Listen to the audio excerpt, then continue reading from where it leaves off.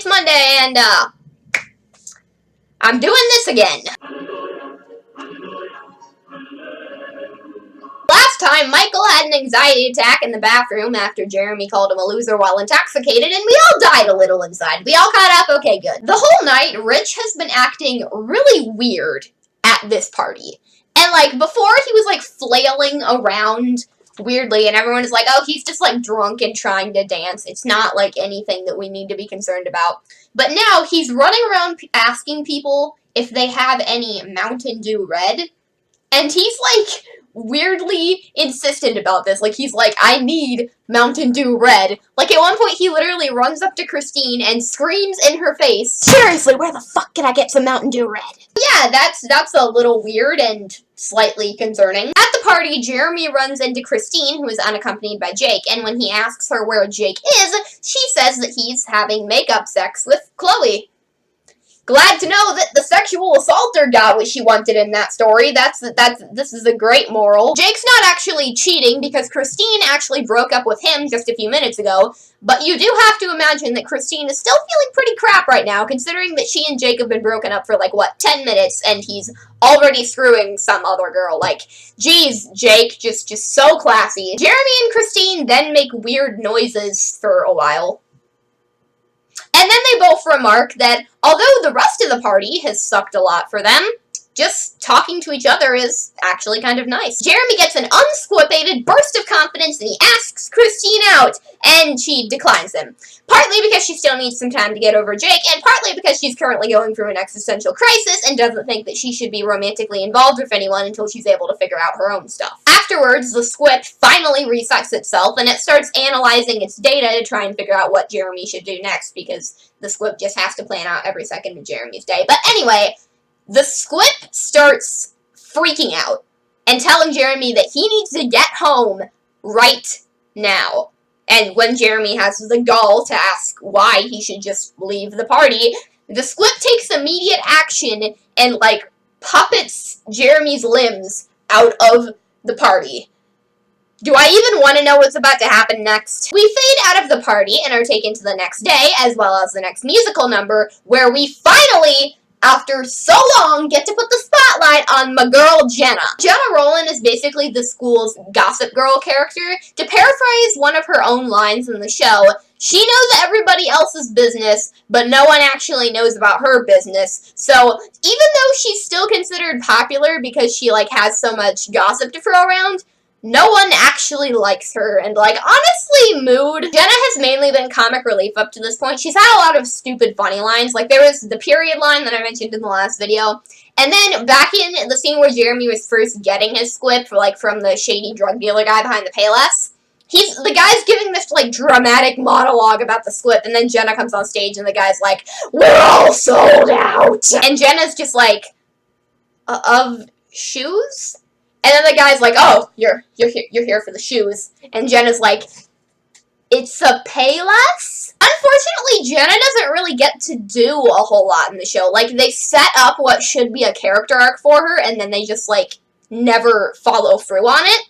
So Jenna basically just gets to do nothing for the entire musical, except right now, where she basically just gets her own musical number, and it is great. Jenna is, like, blowing up Chloe's phone trying to get her to answer her, and in the choreography for the 2018 version, they do this thing where, I don't have a smartphone because I'm poor and pathetic, so pretend this stapler, God, I'm so pathetic sometimes. Pretend this stapler is a phone. So basically, Jenna's she's, like, smacking her phone as she's singing her words, so she's like, OMG, Chloe, answer me, whoa, wait until I tell you what I heard, and it's great. Chloe finally answers, and Jenna's like, oh my god, Chloe, you will not believe what Rich did at the party last night. And then Chloe's like, yeah, Rich was pretty drunk last night, it makes sense. And then Jenna's like, yeah, but the thing is, Rich wasn't drunk, and that is important. As we saw with Jeremy's squip, if a squip gets under the effects of alcohol, or if it's implied that drugs will do the same thing as well, it will malfunction and not work properly.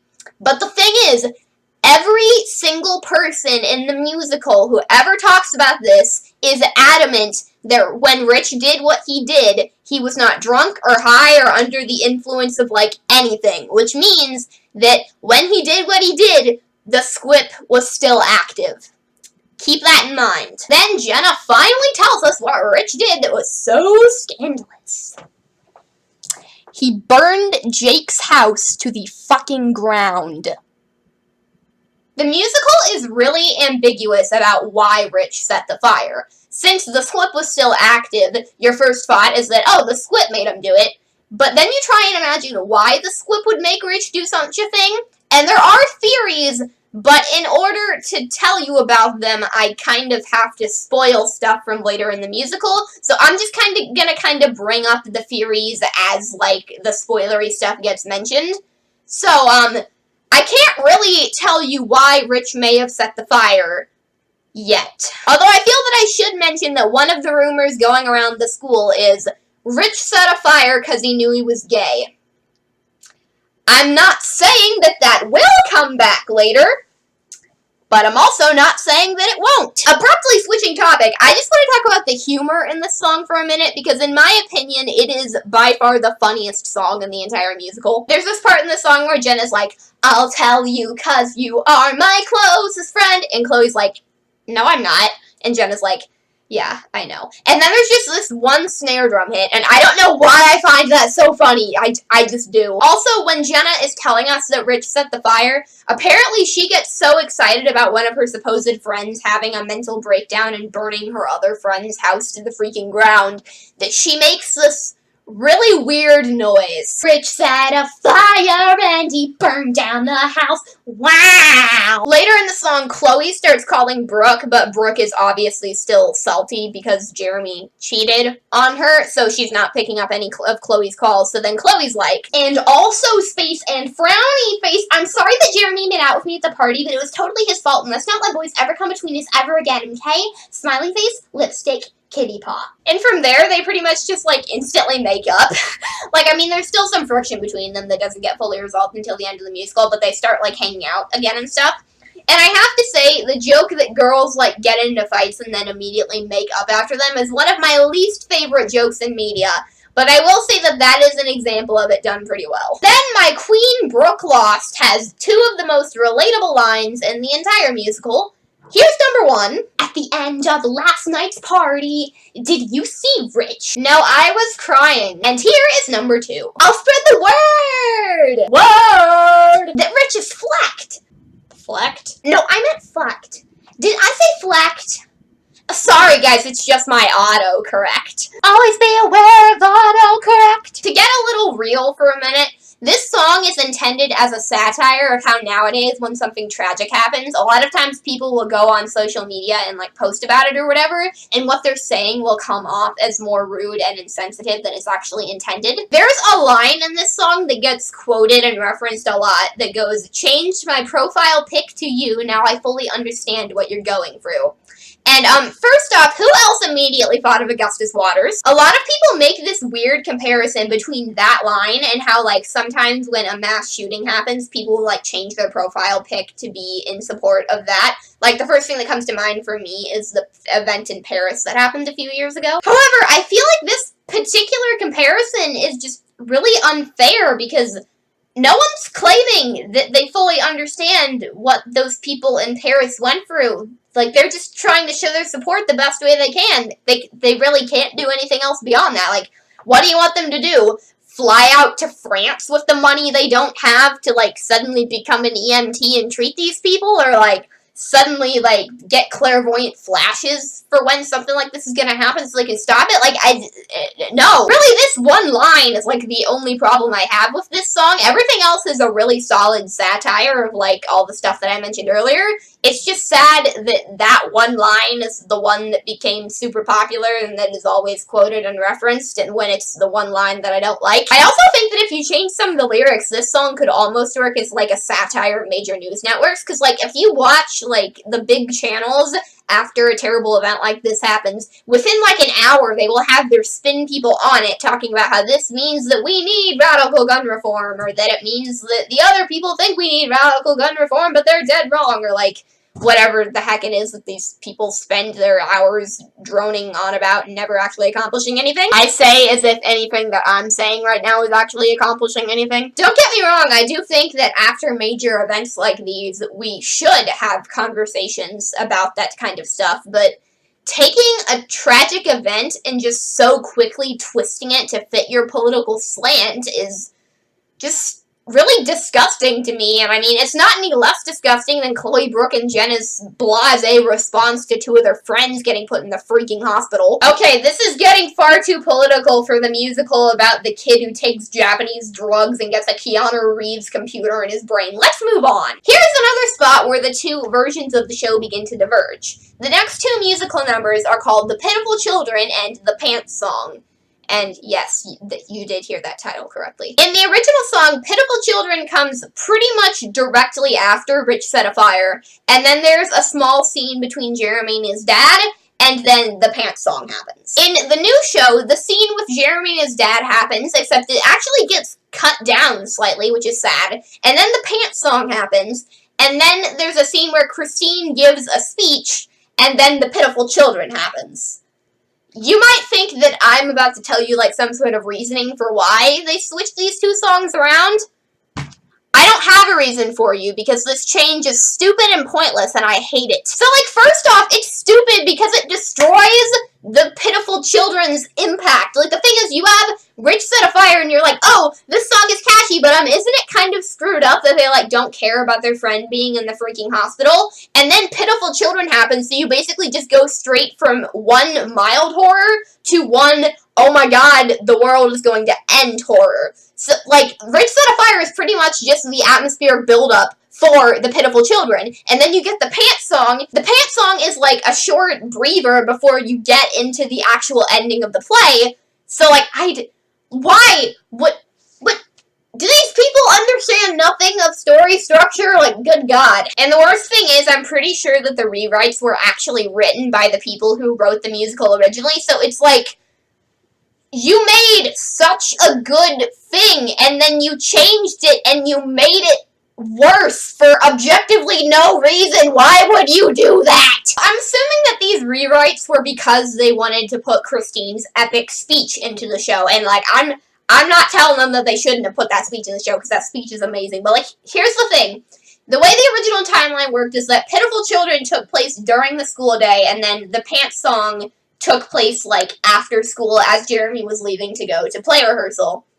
They could have just, like, kept this in the same order and have Christine's awesome speech be, like, during the school day before Pitiful Children, and I actually think that that would have helped the tone miraculously, but because they decided to change it, now, both the Pants Song and the Pitiful Children take place after school, so Christine's epic speech is, like, at play rehearsal, but then in, like, the next scene, she's freaking out because she hasn't seen Jeremy at play rehearsal all day, and she doesn't know where he is, but, like, you just saw him, like, 20 minutes ago, girl. Plus, like, okay, spoiler alert, Jeremy's about to turn kind of evil. So, like, in the original show, Jeremy turned evil during the school day, and he didn't become not evil until he was, like, at play rehearsal, so probably, like, a good 8 hours, I would say. So Jeremy was evil for, like, an entire, like, third of his day. Like, that's kind of intense and scary. Whereas, due to this rewrite, Jeremy's only evil for a grand total of, like, 15 minutes. What? For the sake of the story actually making sense, I'm going to be telling this story the way the original did it, with Pitiful Children coming first and then the Pants Song coming afterward, but I'm still going to talk about Christine's awesome speech because it's amazing, and I don't know why they felt they needed to mess up the timeline in order to include it. What? That will baffle me for the rest of my life. During her speech, though, Christine does exposition to us that Jake broke his legs trying to jump out a window, and both he and Rich are currently in the hospital. And, like, okay, like, I have problems with this. Whenever you go to the hospital, even if it's an emergency room thing, they do eventually ask you, like, what your name is and your address and all of that stuff, right? How was Jake able to check into and later check out of the hospital without it being revealed that he is a minor living unattended by a guardian? Not to mention that Jake's house is, kind of gone now, so, like, where is he supposed to, like, sleep at night and stuff like that? And also, like, so I'm not an expert in, like, what happens after your house burns down, but I feel like there would have to be something done regarding, like, insurance and, like, maybe the bank if you were still paying your mortgage and, like, money stuff. Like I said, I don't know, like, what those things are, but, like, surely something would have to happen, and that would also reveal that Jake is a minor living unattended by a guardian. I can think of a few ways that the writers could try and BS their way out of this plot hole, retrospectively, but, like, they never address it in the musical. And that bothers me. Anyway, enough about plot holes. Let's hear about Christine's epic speech. The Rich Set a Fire song had a really lighthearted tone to it, and the characters mostly spent the entire song gossiping about why Rich set the fire, which is really weird considering that these people are supposedly their friends, and, like, not to mention that, like, Chloe basically sexually assaulted a guy to try and get back together with Jake, but now that he's in the hospital, she's just like, yeet! Christine is mature enough to realize that everyone is sad about this, they just don't really have the emotional maturity to properly express it without sounding like complete jerk people.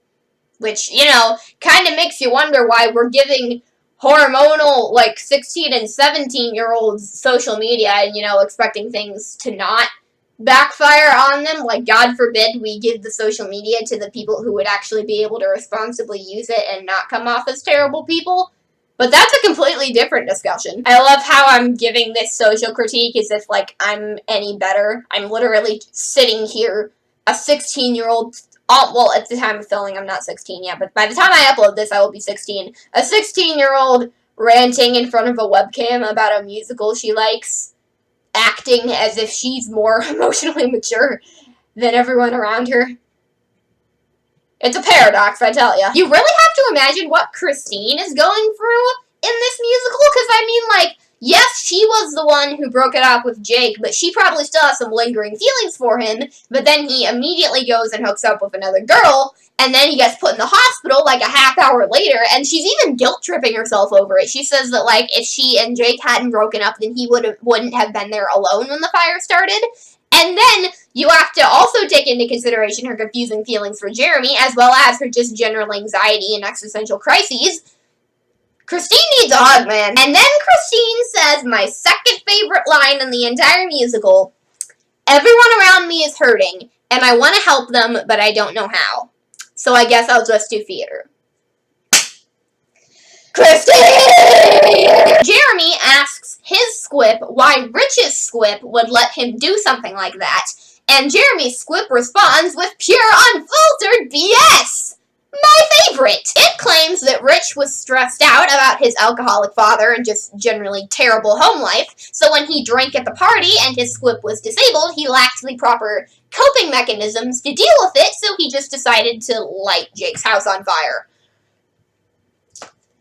Squip, did we not just spend an entire freaking musical number establishing that Rich was not under the influence when he lit the fire? Oh my god. Jeremy remembers how his squip ushered him out of the house before the fire started, so he begins to wonder if the squip didn't use its quantum processor to predict this unfavorable outcome. Jeremy begins to question why the squip is in him specifically, just some random teenager in New Jersey.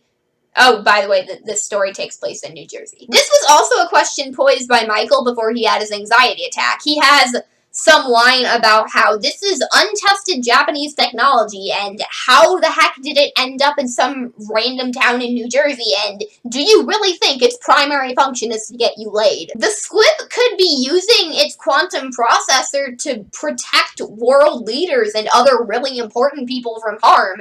So why the heck is it using its powers to protect this random nobody kid in New Jersey, and why is it in New Jersey if it's originally from Japan? The squip responds by assuring Jeremy that its sole purpose is to improve his life.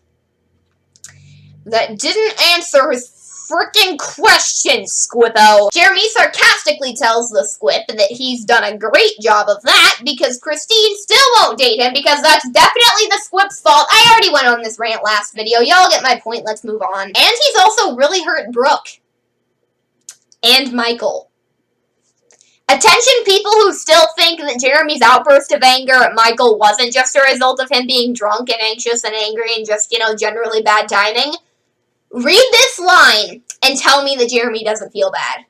I freaking dare you. The Squip responds by telling Jeremy that all of these things are just a result of human error because, what else would this manipulative jackass say? The Squip tells Jeremy that the way to curb human error is to create a social network, which basically just means squipping the entire school so that they'll all think that Jeremy is popular and amazing and wonderful, and it's actually kind of terrifying. Whenever I heard them call it a social network in the musical, I just assumed that that was like a convenient term and it wasn't supposed to actually mean anything.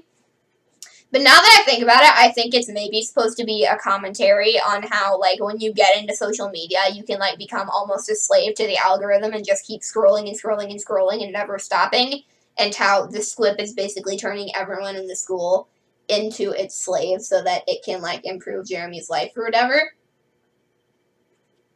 How did this video get so political? Oh my god. The Squip misleads Jeremy by building off what Christine said about everyone around him having problems that he can't even comprehend. But if everyone were to get a Squip, then their lives would all be improved and their problems lessened. Like Jeremy's have been. Like when the Squip tried to get him fucking raped last night. I'm still not over that, by the way. The 2018 version of the show changes the lyrics to the song so that they're more directly tied to Christine's monologue, and I would be okay with this. But because they changed such a large chunk of the lyrics, it seems like Jeremy's motivations in the story have gone from, let's save the pitiful children, to let's get Christine to sleep with me, and maybe, save the pitiful children as a side effect. And, that just kind of makes Jeremy come off as, a significantly less likable person. Although, in my opinion, Will Rowland's Jeremy is a significantly less likable person than Will Connolly's Jeremy, because Will Connolly actually knows how to play this character. Have I not mentioned yet my complete distaste for Will Rowland's portrayal of Jeremy? Honestly, I could make an entire YouTube video on its own about that, so, we're not getting into that right now, but, yeah, I got opinions. In the end, Jeremy does agree to go with the Squip's plan, and Jenna even gets squipped before the song ends. Will Jeremy come to his senses in time to stop the Squip's evil plan, or will the pitiful children be saved after all? Find out in my next stupid YouTube video. Or, just go watch or listen to the musical. Honestly, I don't know why you wouldn't do that, because there's only, 2 songs left on the soundtrack. At this point, why are you still watching this? Abby, I'll see you on Friday.